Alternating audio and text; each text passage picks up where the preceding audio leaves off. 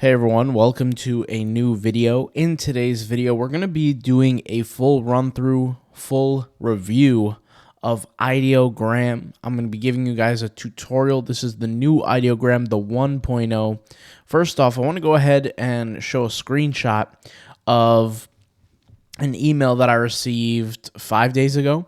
I blurred out the name, of course, just for privacy purposes. But the email says, "Hello, I'm the co-founder CEO of Ideogram, and I'm writing to thank you for covering Ideogram's products in your videos and provide you with an early access to our model.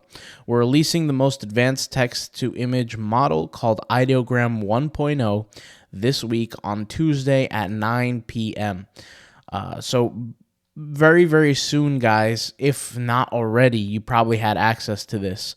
Hopefully, you guys have access to it as soon as possible. But it says, trained from scratch like our previous modules, Ideogram 1.0 offers state-of-the-art text rendering, exceptional photorealism, and prompt adherence, and a new feature called Magic Prompt to help you write specific prompts for beautiful, creative images. We're excited to provide you with early access to Ideogram 1.0, which is now enabled on your account." And this is the link. "Please feel free to cover our model launch and product features in your YouTube videos if you think it's helpful to your audience. I'd love to hear general feedback too. All the best." All right, so shout out to the CEO of Ideogram for reaching out and letting me know about this new, I guess you could say, new update.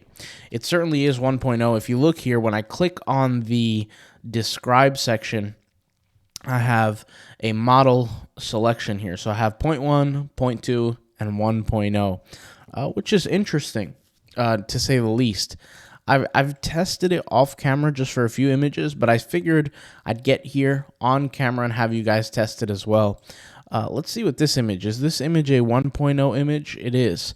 So I'm assuming that most of you guys have access to this, but this is the new Ideogram. Now, Ideogram kind of blew up because of the text feature, right? Because of the text training, and it was the first one to really kind of work on that prior to DALL-E. If you guys remember, the older version of Ideogram came before DALL-E 3, okay?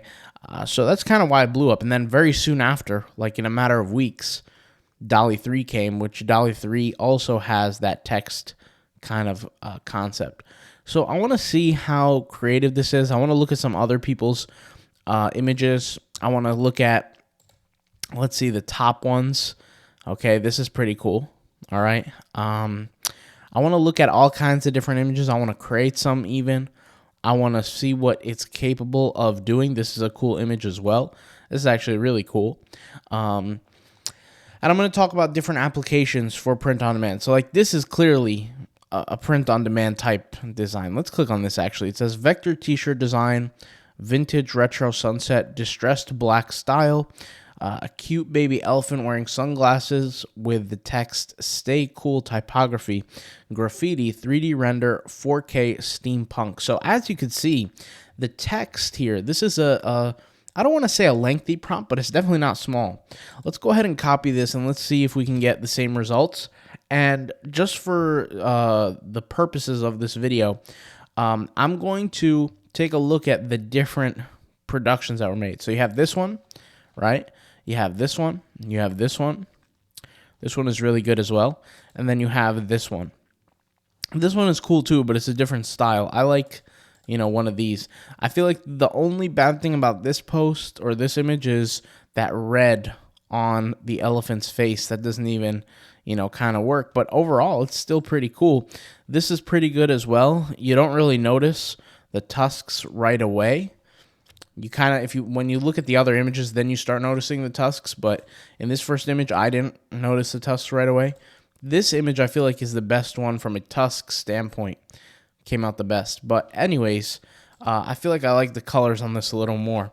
Anyway, so let's go ahead and get started. Now, when I hit generate, guys, when I go for a generation, notice how I have magic prompt either on, off, or auto. I'm going to keep it off just to see what can be produced if it's off with 1.0. So let's hit generate and let's see. And then next generation, what we're going to do is we're going to turn it to 0.2 and see the difference. Because if there is no difference, wow, who knows if there's a difference or not. But there should be a difference, right, in the models since this is a new update. Now, if it's from 0.1, 0.2, all the way to 1.0, it's a big difference. So let's see here. In terms of colors, I don't know. I would say maybe this one is the best. Who knows? But you could definitely see some small details that are a little off. I'm not saying it's bad. It's actually pretty good.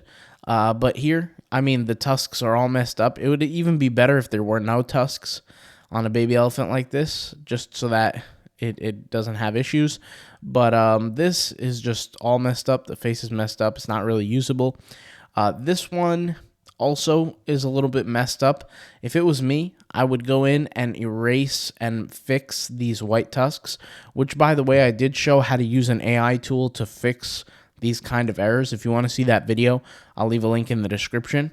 But basically, it's an AI tool where you just hover over what parts you want to fix, and it will fix it for you without you having to use any graphic software or anything like that. So it makes life a little bit easier. But in terms of colors, I feel like this one's more vibrant, probably because the elephant ears and maybe even the little sun, the little red sun kind of coming down the sunset, the red sun, which does make it look a little bit cool. Now, this is, once again, with magic prompt off. Let's go ahead and turn it on. Let's hit generate. Let's see the kind of outcome behind this. And once again, there's a whole lot of art here on Ideogram. I thought this was really cool. I want to get the prompt for that in just a minute, but let's go ahead and take a look at this. Let's give it some time. You could kind of see it working as it's working. Now, this is much better. I'll just say this right now. This is much better. You could just see how more creative it is. So look at this. We have, this one is probably my favorite. I'll be 100% honest. For print on demand, this one is probably my favorite. I love the style behind this where you have some written text here, some written text here, and some text here. Now, if you guys remember from some of my older Ideogram videos, one of the things that I said is I said I would use Ideogram if I used it. If I was in a situation where I planned on using it, I would use it for specifically inspiration, right? Because I have the ability to put graphics and text and all this kind of stuff together. Sometimes I might just need inspiration. And I don't want to look to competitors on the marketplace. I want to look for something new. You know, like, for example, some people look for inspiration where, let's just say you're selling on Redbubble. They'll go on Redbubble, they'll search for competitive designs, and then they'll try to mimic some of it. I don't like doing that. First of all, I'm not a copycat. And second of all, I like to create different art that stands out. And I think that's been one of my aids to success in print on demand in general, especially in the marketplace fields, because that's really where it matters the most, is the competition between the other designs. I know how to make my designs stand out, whether it be through design, through color, through etc. So this is a tool to my arsenal to help me do that kind of stand out concept where I can look at a design like this and I can say, okay, this design is different than, or the style of the design, is different than a lot of the others. Let me go ahead and mimic it, which this is pretty cool. Okay, I like this one a lot. All right, but I like this style too. It almost has like a grunge vintage. Now, some people might ask me, what would you do with an image like this? With an image like this, I can't post this the way it is. I just can't. If it was up to me, I would maybe add some text here. And just maybe add some text on the right and the left. Maybe even add some vintage or some grunge. That's an idea. But if we go over here, by the way, I want to show you guys this. You have a few buttons. You have remix, you have edit, share image, download, make profile photo, report, delete, public. So first off, let me go ahead and take this. Let me make this my profile photo. So make my profile photo, uploading, should be taken care of. If I refresh it, I'm not going to. But if we look here at the edit, a lot of people kind of wanted to see this. This is the edit feature within Ideogram. What does the edit actually do? The first thing is you have the crop option, right? So you have 10 by 16, which is the frame, the current frame. You have a 1 by 1, and notice here how the 1 by 1 kind of fits. So like I couldn't use a 1 by 1 here because it would cut parts of the image. So that's not ideal. All right. And then you have 16 by 10, which, by the way, obviously I wouldn't be able to use either. So the 10 by 16 is more ideal because that's what I'm working with right now. I can hit crop clearly, but what is it really going to do? And then this button here is, I guess you could just say I could move it around, zoom in, zoom out. And then here finally is this drawing or editing kind of feature. Now in the editing feature, you have this marker size. I guess that's the best way to put it. And basically what it is notice how I'm drawing here. This is what the marker actually is. And if I make it bigger, there we go. That's kind of the size of my pointer. And I can undo, Control Z, right? You have an undo button down here. Now, unfortunately, this doesn't have an edit similar to Canva. So if you're familiar, Canva has a grab text feature. So I'll actually upload this into Canva and show you exactly what I'm talking about. All right, so I uploaded the image into Canva just to kind of show you guys what I'm talking about here. And I can go over here to edit photo. And then what I could do is click grab text. And this will separate as close as possible the text from the image. And, this is, for example, the text that it picked up. But this is why I say as close as possible is because you have the remnants of the graphic right here, which this is definitely advanced technology. For it to do this to an image that's a PNG format, it's not even a vector. That's a big deal, okay? But once again, this is Canva's technology, so it would be ideal or close to ideal for Ideogram to have that kind of technology for the edit section and kind of help us manipulate the image a little bit better. This case, the text and the spelling is correct. I'll just be honest, most cases it's not. So you're looking at like a 60-40 situation where 60% of the time the spelling is not ideal, especially if you're using it like any kind of words over like 4 or 5 letters and you got multiple of them. It kind of gets a little dicey there. But anyways, overall, the outcome for the magic prompt was really good. It's almost like a booster to the trained model. Really, really good overall. Let's go ahead now and shift this to the 0.2, okay? And we'll turn magic prompt off. So model 0.2, which is the older one. Let's see the difference because I want to see truly how well has it improved. And once again, we turned magic off, okay? So these are really good too. I can't sit here and say this is not good. This is actually really good. In fact, there might be some circumstances where people might choose to use the 0.2 model over the 0.1 model. Like I said, certain circumstances you never know really comes out. This has almost like a grunge vintage type style that I do like. And it's definitely not ugly, for sure. Of course, some of the features are a little disheveled on the elephant, which is fine, but some of them look good. So you take an image like this, you download it, you put it into Canva's grab text, you can utilize this. You could utilize it. Like this word stay. Clearly, the spelling is off. I don't know what letter that is.